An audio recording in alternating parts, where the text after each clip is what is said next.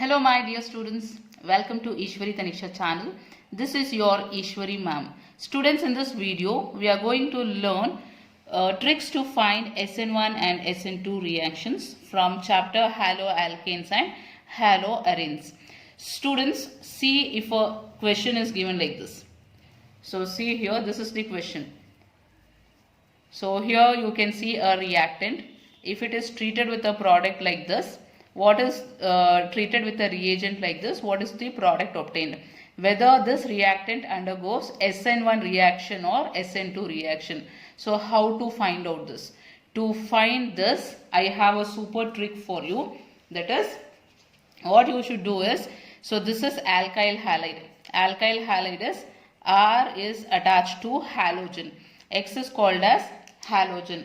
Halogen means it can be chloro, it can be bromo group, it can be fluoro group, or it can be iodo group. In place of X, chloro group can be present, bromo group can be present, fluoro group or iodo group can be present. These are called as halogens. And X is alkyl group. So alkyl group means it can be methyl group, it can be ethyl group. So such groups we call it as alkyl group. So what you should do is, you should check whether which kind of, so this halogen is attached to carbon. No. Alkyl group is nothing but carbon with 3 bonds. So what you should do is, you should check whether this carbon is primary, secondary, tertiary, or whether it is methyl group. So this is what you need to check. So see here. So this is the first trick. So if that carbon is tertiary, it will undergo SN1 reaction. If it is secondary, it will undergo SN1 reaction. If it is primary, it will undergo SN2 reaction. So see here, secondary you can see in SN1 as well as SN2. So there we need to check if a carbon is secondary, whether it undergoes SN1 or SN2. So for that we need to use the secondary. And then methyl, if methyl group is present, then it will undergo SN2 reaction. So students, you know what is primary, secondary and tertiary carbon. So suppose if you don't know, I'll just teach you here what is primary, secondary, tertiary carbon atoms. So see here, this is carbon attached to halogen. Usually carbon will be having 4 bonds. So this is first one, second, third and fourth. So if all these 3 bonds are attached to hydrogen, H, H and H. So this group we call it as methyl group. So this group is called as methyl group. So see here, methyl group will undergo SN2 reaction. So next is carbon attached to halogen and 3 more bonds are there. And if one bond is attached to one carbon and remaining hydrogen and hydrogen. So if this carbon is attached to one carbon here, then it is called as primary. This carbon is called as primary carbon. And then next is carbon attached to halogen, 3 more bonds.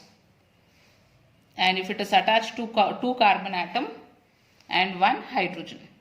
So here, if this carbon is attached to 2 carbons, then this carbon is called as secondary carbon. So you can see primary will undergo SN2 reaction, and secondary can undergo SN1 or SN2. And then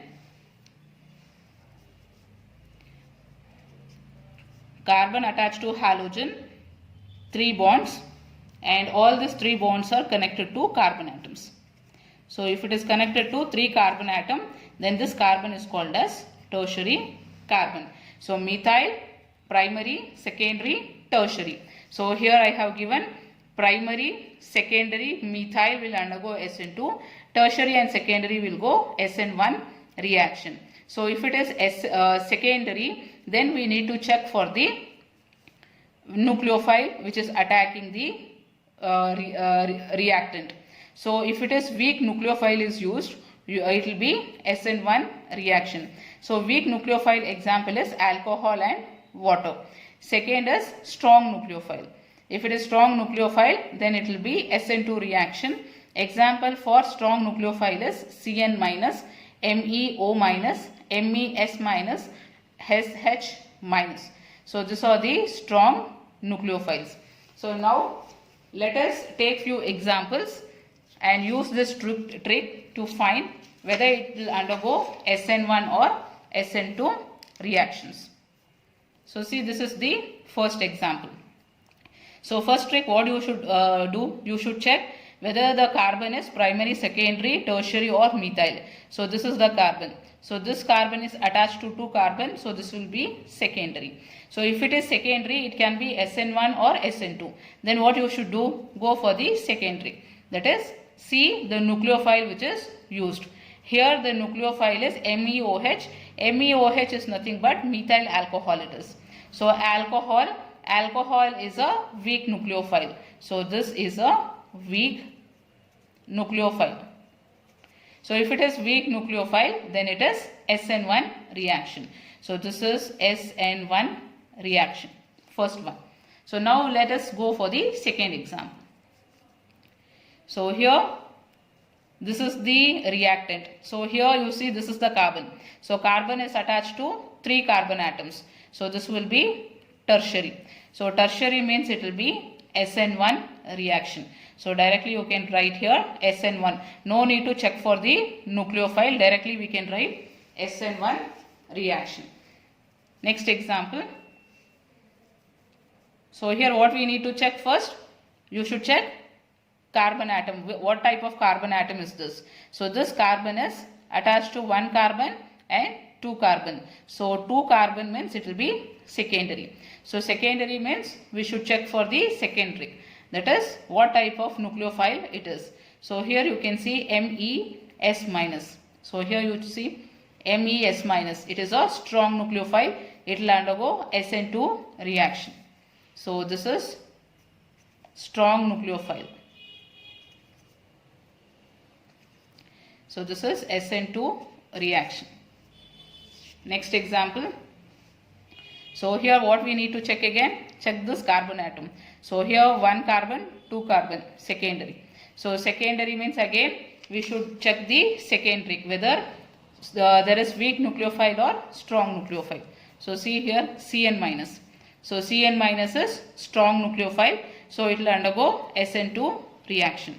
So this will undergo SN2 reaction because this is strong nucleophile. So next, fifth example. So here this is the alkyl halide. So here you can see this is the carbon attached to halogen. So this carbon is attached to 1 carbon and here 2 carbon atom. So 2 carbon means it will be secondary. So if it is secondary, then check for the nucleophile. So nucleophile is water.